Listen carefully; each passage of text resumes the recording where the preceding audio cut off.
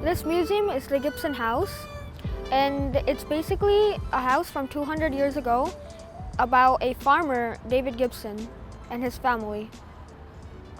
My name is Alexander, I'm 11 years old, and I'm from Canada. My name is Jermaine, and my age is 10, and I was born in Bangladesh, but mostly lived my life in India.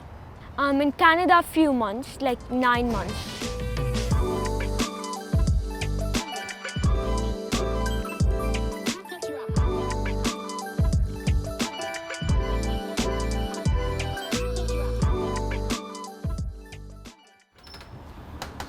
Hi, come on in. This was a farm. That really busy street out there is Yonge Street. That was still a really busy street. It was an important street, had been built really early. Out here we would have had trees and a long lane coming from Yonge Street. Apple orchard over there. Back there were barns and cows and horses and fields and ponds you could swim in.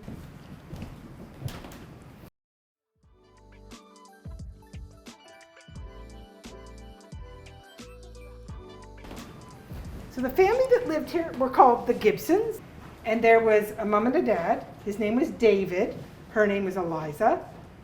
7 children. So that's how much acres they had. 100 acres under cultivation and crops. There's their orchard. They produced wheat. Thinking about how people lived back in the days is fascinating. Because because the people in the old age, how they lived. No other artifact. A lot of peas, a huge amount of peas. And Mr. Gibson used that for a very specific purpose because he actually was a land surveyor. You see this? See all the little squares? Every one of those little squares there, or rectangles, there's some of them are squares, that's somebody's farm. See, and there's a name on every single one of them. This is mine, then this is mine. They're establishing that this is their land. We call this settler colonialism. So, to make sure, when the British took over this land, that the land was sort of locked in place, all the settlers are kind of reserving all of this space. So in Canada, there were Indigenous people. There were people that were here before all the Europeans came. They all had different cultures and different languages. They lived in different ways.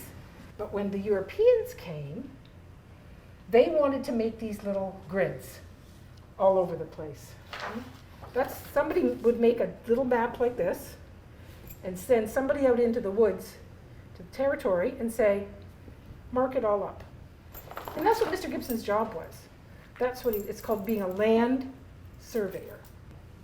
David Gibson thought, you know what I should do?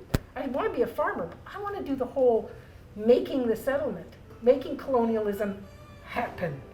So he wasn't having a great life in Scotland, and then he came here and he kind of did the same thing to other people. He was being displaced and he displaced other people. I don't know if he thought about it. Well, we still don't know if he was sad about it, or he even knew that he was doing something wrong. If I sign the contract and there's nothing I can do, then there's nothing I can do. Well, I would at least do something like put the word out that you got scammed. And get killed? Well, it doesn't matter if you get killed, at least other people know what's happening. You need to put the word out to make history. Because anyways you're gonna die, at least die with honor. I think Toronto should develop in the future as a city. There should be no corrupt signs or fairness around the city, so there's no corrupt businesses like it used to be. People having basic needs like water, food, a place to live. And roads. Yeah. Do you think that in Canada we have all that? Yeah. So what should we add on top of it? Nothing much, really. You think that we have everything we need? Yeah. Yeah. We have more than we need.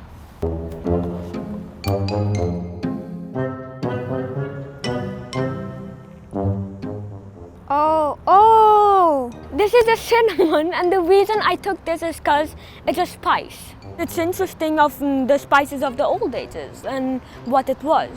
I chose it because it looks like a toy from 200 years ago, and I wanted to see what the toy is about, and turns out it's butter stamp. Bye. Bye.